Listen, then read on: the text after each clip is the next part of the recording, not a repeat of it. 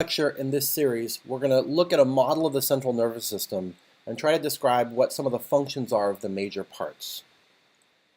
One of the things I want you to recognize is that your skull, your brain, is shaped by the skull that it's inside. So in fact, for some species, the skull actually limits the shape and size of your brain, but it also means that brains are shaped very differently. So how do we make sense of structures that seem to have the same function but are in different parts of the brain in different animals, right? So you can see here 3 different brains, a rat, a sheep, and a human. And in fact, for all of these mammals, some of the same functions exist in what seem to be the same kinds of structures, okay? So for example, you can see this wrinkly surface on the back of the brain here in the rat.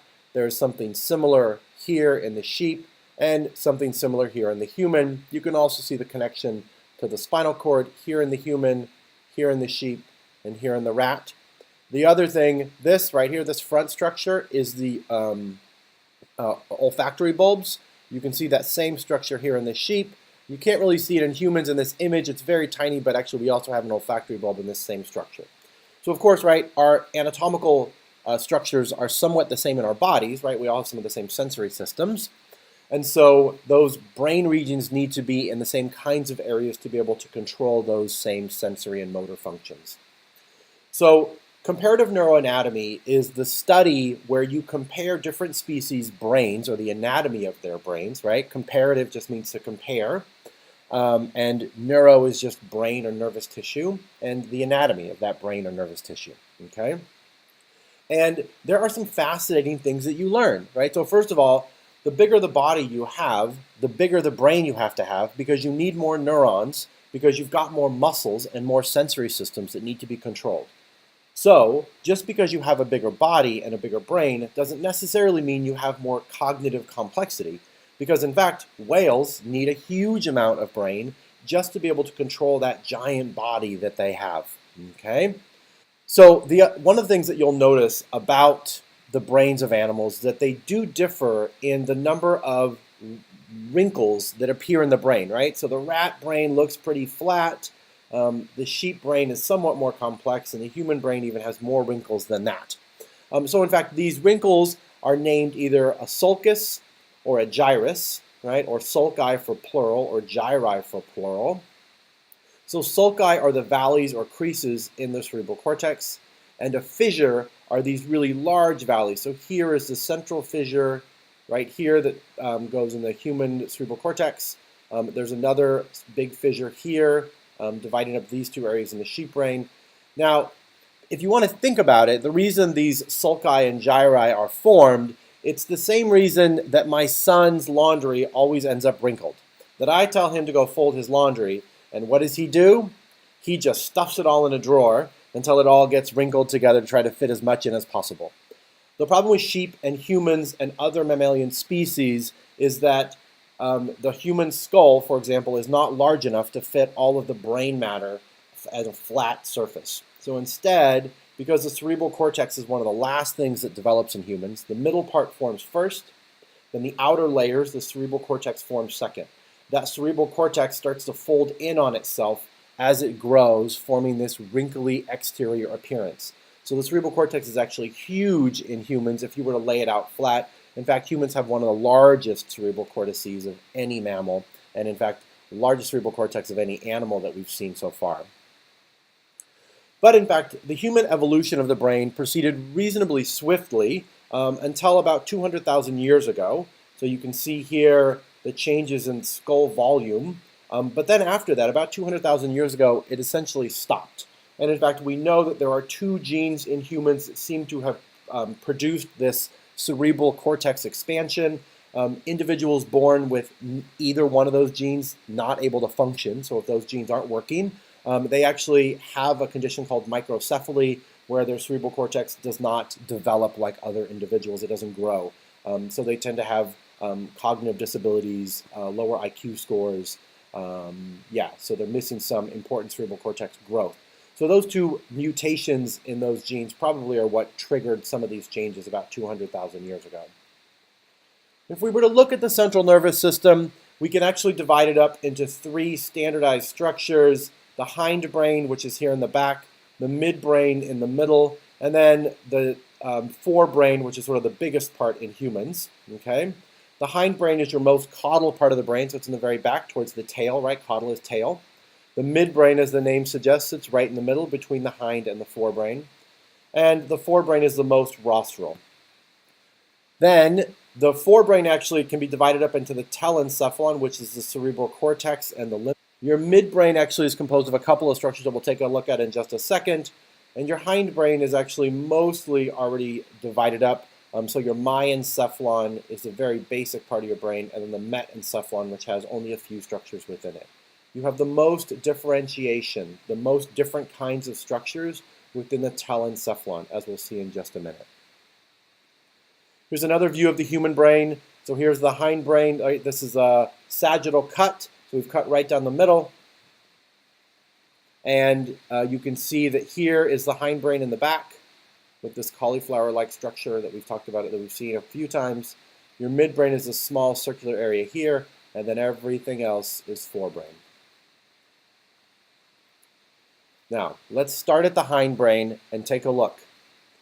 So your hindbrain is composed of really 3 main structures: the medulla here at the bottom, the pons here in pink, and then the cerebellum, which actually normally would be right here where you can see this ventricle. This dark structure is your 4th ventricle. So your cerebellum would be attached right here, but we've removed it for purposes of this picture. Okay? Your medulla is part of your brainstem. You can see it's got a few nerve fibers coming out of it. Your medulla controls breathing, heart rate, and blood pressure most critically. Right above it is your pons. Your pons serves to connect your cerebellum to bigger parts of your brain, your cerebral cortex and your forebrain. Your pons also helps to regulate hearing and balance. If you've ever had a dream that you were falling and you woke up all of a sudden trying to catch yourself because you thought you were falling off the bed or the couch, that's because of massive stimulation within your pons area, within your vestibular system, that convinces your brain that you're upside down even though you haven't moved. Okay? Your cerebellum, one of the largest structures, actually your cerebellum actually contains more neurons in it than the entirety of the rest of your brain. So this cerebellum is critically important. Cerebellum just means little brain, and it's critical in the sequencing and timing of movements. It's what helps to coordinate all of your body movements so everything moves smoothly. If you've seen a family member or a friend or somebody on the street who has a tremor when they walk, or they seem to have difficulty walking, if it's a central nervous system change, some of those changes are likely happening within the cerebellum. People with Parkinson's disease, which is a motor disorder, have damage that starts in some of the motor neurons here in the midbrain, but then eventually spreads to the cerebellum, and it's the damage to the cerebellum or the lack of communication from the cerebellum that causes those tremors and movement difficulties, as we'll see in a little bit in the course. Back to this structure, right? So far we've talked about the cerebellum here in the hindbrain, right? Again, these are all in the caudal portions of the brain. Your medulla here at the bottom, which controls breathing and heart rate, and then your pons, which helps to connect your cerebellum to areas up here in the forebrain. Now let's talk about the midbrain. So your midbrain actually really does 2 major structures. Again, it's not very large. Many species have a midbrain. Your midbrain does 2 things. One, it's critical in basic motor functions. In fact, it has a structure right here in the center that you can't see, sort of a column right in the middle, called the substantia nigra, which just means black stuff or black substance. Your substantia nigra helps to connect areas of your motor cortex in the top of your brain, in your cerebral cortex, with areas of your cerebellum. So it helps to coordinate all those movements together. As I mentioned in just the last slide, people with Parkinson's disease have damage to this area in their midbrain, right? So Parkinson's disease starts by damage to the substantia nigra, which essentially cuts the chain of communication from your cerebral cortex to other parts of your body, so you have difficulty starting or stopping movements. Then, also in the midbrain is your superior colliculi, or superior colliculus, if it's singular, and your inferior colliculus. Superior just means top, and inferior just means bottom, right? So superior colliculus sits on top of the inferior colliculus. Your superior colliculus is what does basic motion detection for your visual system, and your inferior colliculus does basic auditory perception. So it will hear scary noises and things like that. So your superior colliculi is what gets activated when you see a ball coming towards your face and you try to move. Your inferior colliculi would be activated if you heard the ball whistling towards the back of your head and you moved out of the way. Okay? These are basic motor functions. They really just, basic sensory functions. They do just basic movement detection or basic auditory sounds. If you were to lose these areas, you would lose some of your visual processing ability because you wouldn't be able to detect movement and other kinds of very basic structures. Okay, so we've done these first two structures. Let's spend a few minutes talking about the forebrain. Now there's a lot that goes into the forebrain, but we'll just take a look at a few structures to get a sense about what's going on. One of the structures within the forebrain is your diencephalon. Your diencephalon is actually composed of two different structures. So you can see here, if you were to make a coronal cut right through here, you would be able to see both your thalamus, which is here in blue, and your hypothalamus, which is here in green. Okay? Your thalamus is your sensory integration center. So it contains neurons from all of your sensory systems except for your olfactory bulbs. So everything but smell travels through your thalamus and gets integrated together. So if I clap my hands behind your head and you turn your neck to look at the same time that you heard the sound, that is sensory integration, right? You're combining auditory and visual systems together to be able to localize a sound and to see where it's coming from.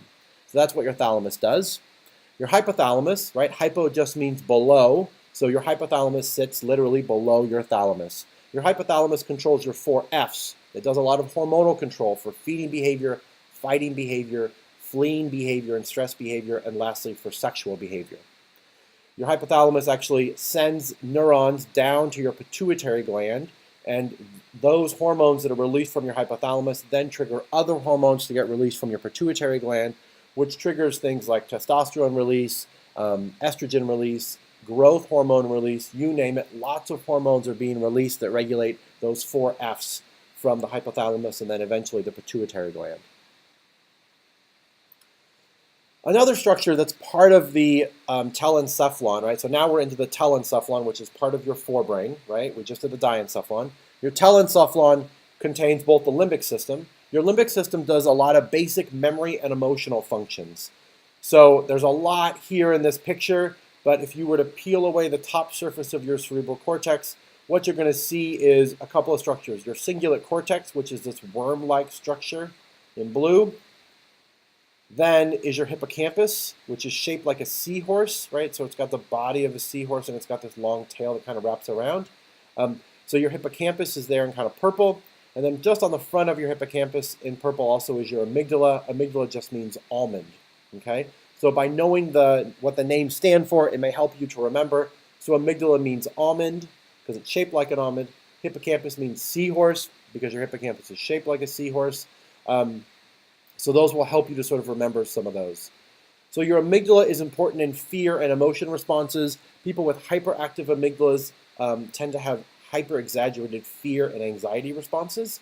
And many medications that we use to regulate fear and anxiety are focused on basically shutting down or turning down the amygdala. Connected to the amygdala is your hippocampus, which is important in memory formation. People with Alzheimer's disease and certain other kinds of dementia start to suffer damage in the hippocampus, which then starts to degrade their memory over time, right? So it looks like forgetfulness that we all have, but then it starts to eventually impinge on their already stored memories. So people with hippocampal damage can't form new memories. They still have all their old memories. They just can't make new ones. But eventually with Alzheimer's disease, the damage will progress until it starts to degrade their old memories. The last structure that we're going to talk about is your cingulate gyrus. Your cingulate gyrus, interestingly enough, contains mirror neuron cells that are only found in apes and other primates. They're thought to be involved in decision making. A few studies have shown that your ability to make ethical and moral decision making is driven by activity within the cingulate gyrus, suggesting that ethical and moral decision making may have originated by cells that are starting to develop within the cingulate gyrus. Right within this forebrain is also your basal ganglia. Your basal ganglia is what regulates motor movement. Your basal ganglia helps you to learn some of your basic motor movements. So it helps you to learn how to do automatic functions like riding a bike, driving a car, skiing, skating, any sort of practice movements that you have are because of activity within the basal ganglia. So the first time you're learning how to drive, that's because your basal ganglia is processing those movements, but eventually your other parts of the brain will take it over and it will be automatic, and so your basal ganglia will just fire without having to think about it. Your basal ganglia will eventually become damaged in motor disorders such as Parkinson's disease. Just like with Alzheimer's, the damage keeps spreading. We also think that it's involved in ADHD and OCD. People with severe OCD have been treated by having their basal ganglia surgically removed or parts of it surgically removed. And in 50% of the cases, does it make their symptoms either completely go away or significantly diminished. We don't exactly know why OCD in the basal ganglia, but that is some evidence suggesting they are connected. Okay, so the limbic system actually sits right here in the forebrain. So if this is your diencephalon, this is your thalamus right here. This is your hypothalamus right here. Okay, so then your limbic system, you can't really see it in this image, but it's kind of sitting right where this big white band is, but on the outside, on the lateral edge. Okay, the last thing we're going to talk about is your forebrain, your four lobes of your cerebral cortex. I'm assuming that most of you are familiar with these four lobes, the frontal lobe, the parietal lobe, the occipital lobe, and the temporal lobe, and you're familiar with their functions. I'll let you sort of read them in the textbook because I think that's more helpful than me spending some time going over it here. There's a lot of complex functions that they're involved in. One of the interesting things about the occipital lobe and many of your sensory systems is that they are constructed, all of your sensory systems are constructed by first understanding basic, simple sounds or sights or feelings of touch, right? So, for example, in your occipital lobe, which contains your visual cortex, you first have cells that are sensitive to lines of different orientation, so horizontal lines or vertical lines or diagonal lines. Then those cells go to other neurons that are sensitive to shapes of lines together, right? Things that look like squares or rectangles or trapezoids. And those eventually go to cells that are sensitive to things that look like objects made up of multiple shapes. So, for example, you have an area sensitive to faces. You make a face by essentially putting together a bunch of simple shapes. So think of an octagonal head that then has a couple of triangles for a nose and mouth and things like that, right? You're essentially sensitive to all these different shapes being added together on top of it.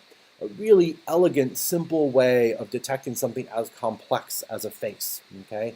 And there seems to be lots of evidence that your cerebral cortex is generally processing in this way.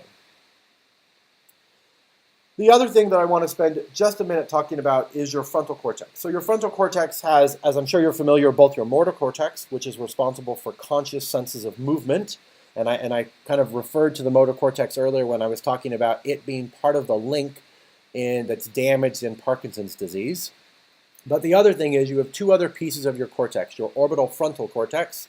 So your orbits are just what your eye sits in. So orbital frontal is just the piece that is sitting right here where this red line is going through in my skull. Okay, so orbital frontal is in the front, right behind your eyes. And then your dorsolateral, so dorsal just means top and lateral means side. So it's going to be over here on the side. Okay, so your orbital frontal cortex is actually responsible for impulse control. We first suggested this because of a case with Phineas Gage. Phineas Gage was a railroad supervisor, some of you may remember. I've talked about this in other classes before. Phineas Gage had an iron tamping rod that was blown through his skull. It went behind his eye and up through his orbital frontal cortex. We didn't know it as the orbital frontal cortex at that point, nor did we know it was involved in impulse control. But Phineas Gage was a case study showing that, in fact, his impulses totally changed. He became an alcoholic and highly aggressive, and he couldn't hold down a job. So this was some of our first evidence that the orbital frontal cortex, this area right here that was damaged in Phineas Gage, may be responsible for impulse control. Other evidence from other individuals with brain damage, including people who ride motorcycles and who have been involved in traumatic brain injury, has shown us that the dorsolateral prefrontal cortex, which is right here in the very front, right next to where Phineas Gage was damaged, is involved in your ability to plan, to pay attention, and also working memory, right? To keep a list of things in your head that you're working on, okay?